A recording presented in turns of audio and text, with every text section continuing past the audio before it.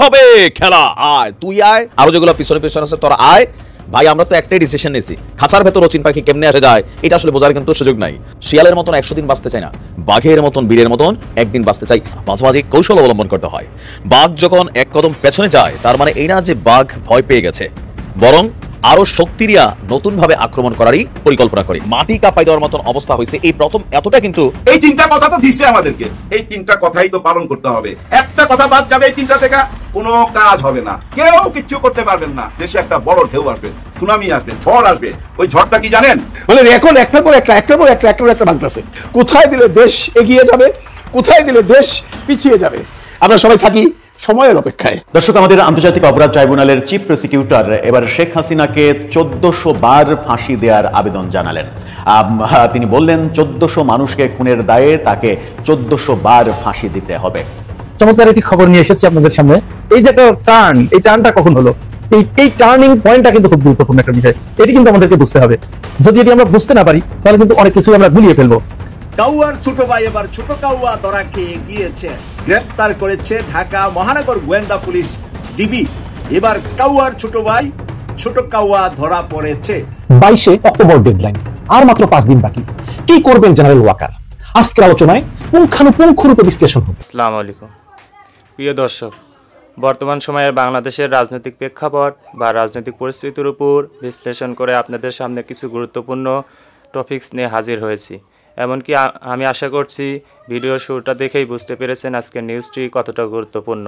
তো প্রিয় দর্শক, যারা ভিডিওটি অন করেছেন তারা ভিডিওটি না টেনে সম্পূর্ণ মনোযোগ সহকারে দেখবেন, তাহলে ভিডিওর মূল রহস্য বা আসল ঘটনাগুলো জানতে বা বুঝতে পারবেন। তো প্রিয় দর্শক, আমি আর বেশি কথা বাড়াবো না, চলুন দেখে আসি আজকের সেই কাঙ্ক্ষিত ভিডিওগুলো। তবে তার আগে বলি, যারা এখনও চ্যানেলটি সাবস্ক্রাইব করেননি তারা চ্যানেলটি সাবস্ক্রাইব করে পাশে থাকা বেল আইকনটি বাজিয়ে দিবেন। আর যারা ইতিমধ্যে সাবস্ক্রাইব করে রেখেছেন তাদেরকে অসংখ্য ধন্যবাদ। তো চলুন দর্শক, আমরা একটা লাইক দিয়ে ধারাবাহিকভাবে সকল ভিডিও বিস্তারিত আলোচনা দেখে আসি। কাউয়ার ছোট ভাই এবার ছোট কাউয়া ধরা খেয়ে গিয়েছেন। রাজধানী বসুন্ধরা আবাসিক এলাকায় অভিযান চালিয়ে কার্যক্রম নিষিদ্ধ হওয়া আওয়ামী লীগের সাধারণ সম্পাদক ওবায়দুল কাদেরের ছোট ভাই শাহাদাত কাদের গ্রেফতার করেছে ঢাকা মহানগর গোয়েন্দা পুলিশ ডিবি। শাহাদাত কাদেরকে গ্রেফতার করেছে গতরাতে বসুন্ধরা আবাসিক এলাকা থেকে। গ্রেফতারকৃত শাহাদাত কাদের আওয়ামী লীগের সাধারণ সম্পাদক ওবায়দুল কাদেরের চতুর্থ ভাই। এবার কাউয়ার ছোট ভাই ছোট কাউয়া ধরা পড়েছে। তিনি নোয়াখালী কোম্পানিগঞ্জ উপজেলা আওয়ামী লীগের সদস্য। ঢাকা মেট্রোপলিটন পুলিশের মিডিয়া অ্যান্ড পাবলিক রিলেশন শাখার উপকমিশনার মোহাম্মদ তালিবুর রহমান বলেন, বুধবার রাতে ডিবির একটি টিম বসুন্ধরা আবাসিক এলাকায় একটি বাড়িতে অভিযান চালিয়ে গ্রেফতার করে। বসুন্ধরার একটি বাড়িতে অভিযান চালিয়ে গ্রেফতার করে কাউয়ার ভাই কাউয়াকে। এছাড়া ডিবি রাজধানীর বিভিন্ন এলাকায় অভিযান চালিয়ে কার্যক্রম নিষিদ্ধ আওয়ামী লীগ ও অঙ্গ সংগঠনের 9 নেতাকর্মীকে গ্রেফতার করেছে। কাউয়ার ছোট ভাই সহ 9 জনকে গত রাত্রে ঢাকা থেকে গ্রেফতার করা হয়েছে। তাই কাউয়া তো কলকাতাতে এখন কা কা করছে হাসপাতালে, কখনো ঘরের ভিতরে। কিন্তু এই কাউয়ার চতুর্থ নম্বর বাইকে কাউয়া কি রক্ষা করতে পারবে, নাকি কাউয়ার অপকর্মের জন্য কাউয়ার ভাই শাহাদাত কাদের এখন বিভিন্ন মামলায় তাকে এখন ওই কাউয়ার কাকা পোহাতে হবে? কোনটা আপনারা মনে করছেন? আপনাদের মনের কথা লিখবেন আমাদের কমেন্টস করে। আমি মনে করছি এই কাউয়ার গোষ্ঠী যারা আছেন, কাউয়ার গোষ্ঠীর ভিতরে যারা জন্ম নিয়েছেন, তাদের সকলকেই এইভাবে আইনের আওতায় আনা দরকার। কারণ এই কাউয়ারা বাংলাদেশটাকে মনে করেছিলেন যে এটা তাদের বাপদাদার সম্পত্তি, আর তাদের দাদার বাড়ি নানার বাড়ি হলো দিল্লি। এই দিল্লি যাদের নানার বাড়ি, তারা যে বাংলাদেশটাকে দিল্লির অংশ বানাতে চেয়েছিলেন, আর সেটার সাথে যারা জড়িত ছিলেন তাদের মধ্যে থেকে যারা অপকর্মে জড়িত, আমি বলবো যারা অপকর্মে জড়িত, যারা খারাপ কাজে জড়িত, তাদেরকে গ্রেফতার করা হোক এবং তাদেরকে শাস্তির আওতায় আনা হোক। একেবারেই শুধুমাত্র সমর্থন করেন আওয়ামী লীগকে বা ভোট দিয়েছেন আওয়ামী লীগকে, এই জন্য তাদেরকে গ্রেফতার করা যাবে না। কারণ এইটা বাংলাদেশের এক রাজনৈতিক দল থেকে আরেক রাজনৈতিক দল হাওয়া বাতাস অনেক সময় এদিক থেকে সেদিক গড়ায়, মানুষ পরিবর্তন হয়, ভোটের মার্কা পরিবর্তন করে মানুষ ভোট দেয়। কিন্তু যারা সেই জায়গায় থেকে সেই মার্কাকে সাথে নিয়ে মানুষের অকল্যাণ করেছে, মানুষের ক্ষতি করেছে, খুন গুণের সাথে খুনি হয়েছে, খুনির সাথে তাদের সমর্থন ছিল, তাদের মানে একেবারে পার্সোনালি ওখানে জড়িত ছিলেন, তাদেরকে আমরা আইনের আওতায় এনে ডক্টর মোহাম্মদ ইউনূসের মহাপরিকল্পনায় আটকিয়ে যাবে সকল খুনিরা, সকল অপরাধীরা, এই প্রত্যাশা করছি। আমার ময়মনসিংহের ভাষায় একটা প্রবাদ আছে, এটা হলো বলে গ্রাম দেশে যে ডুলির বাইন উঠে কুলাইতে উঠে। আপনারা অনেকে হয়তো বুঝেন না, আমি বুঝাই দিই। যে ডুলির বাইন উঠে কুলাতে উঠে, মানে যে ডুলির বাইন উঠে সেটা কুলা থেকেই উঠে। বাইন মানে বুঝছেন, আর ডুলি মানে বুঝছেন, ডুলি হলো যে ধান টান রাখে, ওই যে বাঁশে চিকন করে একটা ডুলি বানায়, ওটার মধ্যে ধান চাল এগুলো রাখে গ্রাম দেশে, আমাদের ডুলি বলে, অন্য ডিস্ট্রিক্টে কী বলে জানি না। এই যে এটা যখন প্রথম শুরু করে নিচের থেকে, এটা কর্নারটা মানে কুনার বাইনটা যদি ঠিক হয় তাহলে ডুলি ঠিক হয়ে যায়, মানে ডুলি উঠতে থাকে। এই জন্য বলে যে ডুলির বাইন উঠে কুনারতেই উঠে, মানে কুনার থেকে বাইন উঠলেই বোঝা যায় এই ডুলির ভবিষ্যৎ কী, তার মানে এটা কনফার্ম ভালো একটা ডুলি হবে। এই ব্যাপারটা খুব পপুলার ভাবে শিখের। আমরা যে কোনো উদাহরণই দিই, মানে কারোর সম্পর্কে কোনো কিছু বুঝতে চাইলে ওর বিগিনিংটা দেখলেই বোঝা যায়।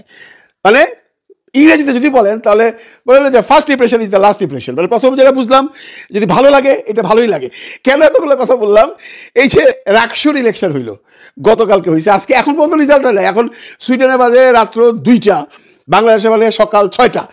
আমি এই মাত্র আজকের পত্রিকার থেকে যে খবরটা পাইলাম তাদের দেখলাম ছাত্র শিবিরের ভিপি প্রার্থী, তার নিকটতম প্রতিদ্বন্দ্বী ছাত্র দলের যে প্রার্থী তার থেকে 4 গুণ বেশি ভোট রে ভাই, 4 গুণ। মানে রেকর্ড একটার পর একটা ভাঙতেছে। জাকসুতে একটা রেকর্ড করছে, তারপরে যে জাহাঙ্গীরনগর ইউনিভার্সিটি জাকসুতে একটা রেকর্ড করছে। যদিও জাহাঙ্গীরনগর ইউনিভার্সিটির সেই ইলেকশন নিয়ে অনেক কন্ট্রোভার্সি আছে, 3 দিন ধরে গণছে, বহুত চেষ্টা করছে কেমন ফ্লেক্সিং করতে, হয় নাই, শেষ পর্যন্ত শিবিরেরই জয় হয়েছে। চিটাগাং আমি গতকালকার কোনো কন্টেন্টই বাড়াইলে, কারণ অনেকে বলে ধরবে এগুলো কি কন্টেন্ট বাড়াইবে, জানি তো আমরা ভাই কি রেজাল্ট হইব, জিতবো তো, শিবিরই তো জিতবো, তিনি কন্টেন্ট মানে লাভটা কিতা হুদাই বালেন গেলে বিয়া, আমি আর বানাই নাই। কিন্তু আজকে আর লোক সামলাইতে পারলাম না, ভাবলাম যে চিটাগাং আর রাজশাহী এক করে দিই, কারণ আজকে রাজশাহী অলরেডি যে মানে বাইন উঠতেছে, ডুলির বাইন যে প্লে উঠতেছে, এটা কুলার থেকে বাইন উঠে গেছে, মানে 4 গুণ বেশি ভোট পাইয়া অলরেডি শিবির আগায় আছে। রাজশাহী হয়ে গেল, এখন বাকি রইল কুষ্টিয়া, বাকি রইল খুলনা, বাকি রইল কুমিল্লা।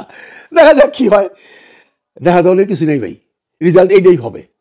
কিন্তু এখন দুর্মুখরা বলতেছে এই রেজাল্ট দিয়ে কি হবে ভাই, এটা কি আর জাতীয় ইলেকশনে প্রভাব ফেলবে? এটা আমরা দেখবো ফেলবে কিনা। আমরা আজকে একটা দেখলাম না, আপনার ইনোভেশন না কেনা উনি করছেন, একটা জরিপ করছেন 10,000 মানুষের মধ্যে, ওনার জরিপে উনি বলতেছেন যে 42% ভোট পাইয়া বিএনপি আগায় আছে, হইতে পারে তার জরিপে, এবং 21% ভোট নাকি পাবে জামাত ইসলাম, আর 12% পাবে যদি ইলেকশন হয় আওয়ামী লীগ। আমি আওয়ামী লীগ নিয়ে ইন্টারেস্টেড না, কারণ আওয়ামী লীগ ইলেকশন করতে পারতেছে না। এই যে বলা হচ্ছে 42% আপনার বিএনপি আর 21% জামাত, এইটা তো হইতেও পারে, নাও হইতে পারে, ইলেকশন হওয়ার পরে। ওরা তো শুধু জরিপই করে, আমরা তো জরিপ বুঝি না, আমরা তো রেজাল্ট দেখতেছি রে ভাই। 3টা ইউনিভার্সিটিতে ছাত্র দলের যে ভোলানবিটা হইলো, এটাকে মাইনে নেওয়া যায়? আপনারা বলেন। দেখেন এই যে রাজশাহীতে 2nd পজিশনে যে জিএস আছে, জিএস শিবিরের না হলেও ছাত্র দলের তো না, তো এগুলা কি কোনো কিছু আলামত হয় না? আপনারা কি বলেন, আলামত হয় না? মানুষের মধ্যে একটা কি বলবো, এটা জোয়ার আইসা গেছে ছাত্র শিবির আর জামাতে ইসলাম নিয়ে মানুষ এখন ইন্টারেস্টেড। আপনারা যেভাবেই বুঝান ভাই, ইলেকশন হওয়ার আগ পর্যন্ত কেউ কিছু এগুলো কথা বলে লাভলে, কোথাও জরিপ করে লাভলে, কে কোনটা জরিপ করলো, কে কোন জরিপে বিএনপি আগায় আছে, কোন জরিপে জামাত আগায় আছে, উই ডোন্ট কেয়ার। আমরা কেয়ার করি মানুষের মনোভাবের উপরে। এই যে দেশের যে অবস্থা, এই যে স্টুডেন্টদের যে অবস্থা, এই যে জেনজির পোলাপান যেভাবে শিবিরে ভোট দিতে আছে, এরা যখন জাতীয় ইলেকশনে ভোট দেবে তখন কি তারা শিবিরের হইয়াও, যারা শিবিরকে ভালোবাসে তারা কি জামাত ছাড়া অন্য কোথাও ভোট দেবে? আপনার কি মনে হয়? আমার তো মনে হয় না, কারণ আমার বা আপনার সবার একটা নিজস্ব আইডিওলজি আছে, এবং আমরা যারা ভোট প্রদান করি তারা সবাই এখন আর সেই আগের দিন নাই যে 500 টাকা গুইজা দিলাম আর ভোট দিয়ে দিলাম, বা 5,000 টাকা দিয়ে দিলাম ভোট দিয়ে দিলাম। মানুষের মধ্যে আর সেই ভাবনাটা নাই। প্রতিটা মানুষ এখন দেশপ্রেমিক। প্রতিটা মানুষ যদি দেশপ্রেমিক না হইতো তাহলে এই জুলাইয়ের আন্দোলন কোনোদিন সফল হইতো না। তার মানে প্রত্যেকটা মানুষ চায় দেশের উন্নতি। যে মানুষটা ভোট দেবে সে প্রথমেই চিন্তা করবে কোথায় দিলে দেশ এগিয়ে যাবে, কোথায় দিলে দেশ পিছিয়ে যাবে। আমরা সবাই থাকি সময়ের অপেক্ষায়। রাজনীতিতে আগামীকাল সকালে কি হবে, অথবা 1 মাস পর সকালে কি হবে, অথবা 1 বছর পর কি হবে, এটা আপনাকে বুঝতে হবে। এটা যদি কেউ বুঝতে না পারে তার রাজনীতি করা উচিত না। সে ভালো রাজনীতিবিদ কোনোদিনই হতে পারবে না। দেখেন এই যে আজকে যে হারে পাশ করতেছে, ডাকসু নির্বাচনে আমরা দেখলাম, জাকসু নির্বাচনে দেখলাম, এরপরে এই যে চট্টগ্রাম বিশ্ববিদ্যালয় থেকে যে নিউজটা পাইলাম, এটা তো এখন সবাই সামনে। 26 জনের মধ্যে 24 জনই হচ্ছে ছাত্র শিবির। ভাবা যায়? আপনারা খুব অবাক হয়েছেন? আমি কিন্তু খুব একটা অবাক হই নাই। এরকম ফলাফল হবে এটা জানতাম। এই যে আবার নির্বাচনের ফলাফল পাবেন আগামীকাল সকালে রাজশাহী বিশ্ববিদ্যালয়ের, ওইখানেও একই ফলাফল পাবেন। যেখানেই নির্বাচন হোক না কেন এখন ওই শিবিরেরই জয় হবে, বারবার জয় হবে।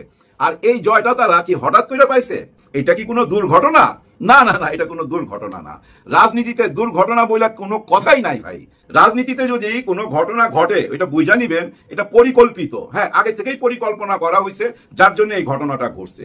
আজকে যেভাবে পাশ করতেছে ভূমিধস বিজয় যাকে বলে, এই বিজয় যে আসতেছে এটা কিন্তু 1 বছর আগে বা আজ থেকে 15 মাস আগেই ওনারা বুঝতে পারছিল, আমরা হয়তো বুঝি নাই, আমাদের বুঝতে সময় লাগছে। আর ওনারা এত অ্যাডভান্স বুঝতে পারছে বলেই আজকে রাজনীতিতে ওনারা অনেক দূর আগায় আছে, অন্যরা অনেক পিছায় আছে। আর যারা এই অ্যাডভান্স বুঝতে পারে যে 1 বছর পর কি হবে অথবা 5 বছর পর কি হবে, তারাই হচ্ছে খতরনাক খেলাড়ি ভাই। হ্যাঁ, খতরনাক খেলাড়ি এই রাজনীতির মাঠের। এদেরকে হারানো খুব কঠিন। দেখেন মধ্যপন্থী রাজনীতি বলতে রাজনীতিতে কোনো কিছুই নাই। ওই যে অনেকে বলে না আমরা মধ্যপন্থী, ভাই কিসের মধ্যপন্থী? আপনি রাস্তা দিয়ে যখন চলবেন রাস্তার বামে যাবেন অথবা ডানে যাবেন, মাঝখান দিয়ে হাঁটতে পারবেন না। মাঝখান দিয়ে হাঁটতে গেলে অ্যাক্সিডেন্ট হবে। আর মাঝখানে তো থাকে ডিভাইডার, ডিভাইডারের উপর দিয়ে হাঁটা নিষেধ, হাঁটা যায় না। আপনাকে যে কোনো একটা সাইড নিতে হবে। এই যে বলে না রাজনীতিতে ওরা বাম দল ওরা ডান দল, ভাই বাম আর ডান ঠিক আছে, কিন্তু মধ্যপন্থী ঠিক নাই। আপনি বামের জন যদি ডাইনে যাইতে চান, ফুট ওভার ব্রিজ করে ডাইনে চলে যেতে পারবেন ওই রাস্তাতে, ওই ফুটপাতে। আবার যদি আসতে চান ওই ফুট ওভার ব্রিজ করে আসতে পারবেন, কিন্তু মাঝখান দিয়ে হাঁটতে পারবেন না। মধ্যপন্থী বলতে কোনো দল নাই। মধ্যপন্থী দলের একটা বিরাট প্রবলেম আছে। তাদের বিরাট প্রবলেমটা কি? ওরা না বলতে পারে ইসলামের কথা মন খুলা, হ্যাঁ, যে আমরা ইসলাম পক্ষের দল, এরকম বলতে পারে না। আবার এটাও বলতে পারে না যে আমরা ওয়েস্টার্ন কালচারে বিশ্বাস করি, এটাও বলতে পারে না। দুইটা ব্যালেন্স করে চলতে চায়। যেমন এই যে নির্বাচন আসলে আমি মাথায় টুপি দেবো, আল্লাহ খোদার কথা কমু, আবার নির্বাচন চলে গেলে অন্য কথা কমু। মানে আমি তো মধ্যপন্থী, আমি সারাক্ষণ তো ওই ধর্মের কথা বললে আমাকে আবার ট্যাগ দিয়ে দিবে যে এরা হলো বামপন্থী। আবার আমি ডান দিকে গেলে বলবে এরা ডানপন্থী। হ্যাঁ ভাই, আপনাকে বাইচা নিতে হবে যে কোনো একটা কিনা। ভাই ব্রাদার, বর্তমানের যুগে এই যুগে মানুষ বুঝছেন আদর্শটাকে খুঁজে বেড়ায়, তার আদর্শ কেমন সেটাই দেখতে চায়। ওই যে ব্যক্তি বিশেষ অমুক নেতা বা অমুকের ছেলে অমুকের সন্তান হয়েছে বলেই উনি খুব ভালো মানুষ হবে, এইটা দেখতে চায় না। দেখতে চায় ওনাদের আদর্শটা কি। এই আদর্শটাকে যারা সামনে তুলে ধরতে পারবে, এই আদর্শটা যারা সামনে তুলে ধরতে পারছে যে ওনাদের আদর্শ কি, ওনারা ভবিষ্যতে কি চায়, ওনারা ক্লিয়ার করতে পারছে। কিন্তু আর এই ক্লিয়ার করতে পারছে বলেই চট্টগ্রাম বিশ্ববিদ্যালয় থেকে এই সুখবরটা পাইছেন আপনারা। প্রত্যেকটা বিশ্ববিদ্যালয় থেকে এই সুখবরটা আসবে। খতরনাক খেলাড়িদের হাতে দেশ চলে গেছে। হ্যাঁ ভাই, এই খতরনাক শব্দটা নেগেটিভ অর্থে না। যারা আসলে পাক্কা খেলোয়াড়, এই খতরনাক শব্দটা আবার নেগেটিভ অর্থে নিয়েন না, এটা খুব পজিটিভ অর্থে। খুব ভালো খেলোয়াড় যারা আসলে খেলতে জানে। ভাই ব্রাদার, একটা জিনিস মনে রাখবেন, দেশপ্রেমিক মানুষ সব জায়গায় আছে, আমাদের জনগণের সাথেও আছে, এবং এই দেশ যারা পরিচালনা করে, এই দেশ যারা রক্ষা করে তাদের ভিতরেও আছে। সব জায়গায় আছে দেশপ্রেমিক মানুষ। এই দেশের জনগণ সত্যিকারের একজন নেতা খুঁজতেছে ভাই, সত্যিকারের একজন নেতা। আর সত্যিকারের নেতা কে জানেন? সে নেতা হইতে পারে না যে আদর্শ খুঁজা বেড়ায়। আর সত্যিকারের নেতা সে কোনোদিন হইতে পারে না যে আদর্শ খুঁজা বেড়ায়। সত্যিকারের নেতা হয় সেই যে আদর্শ জন্ম দিতে পারে, নিজে আদর্শ জন্ম দিতে পারে। ডাক্তার শফিকুর রহমান স্যারের কথা খুব মনোযোগ দিয়ে শুনবেন। উনি কিন্তু আদর্শ জন্ম দেয় ভাই। উনার যে একটা আদর্শ আছে, সে আদর্শ নিয়ে তো জামাত ইসলাম, ছাত্র শিবির ওনারা চলতেছে, কিন্তু ওনার কথার মধ্যে আদর্শ জন্ম দেয়। উনি বলছে না এই দেশে দুর্নীতি মুক্ত করতে হবে, এইটাই ছিল ওনার বড় চাওয়া। আজকের মতন এখানে শেষ করছি, ফিরছি পরবর্তীতে কোনো নিউজ নিয়ে। এ পর্যন্ত ভালো থাকবেন, আল্লাহ হাফেজ।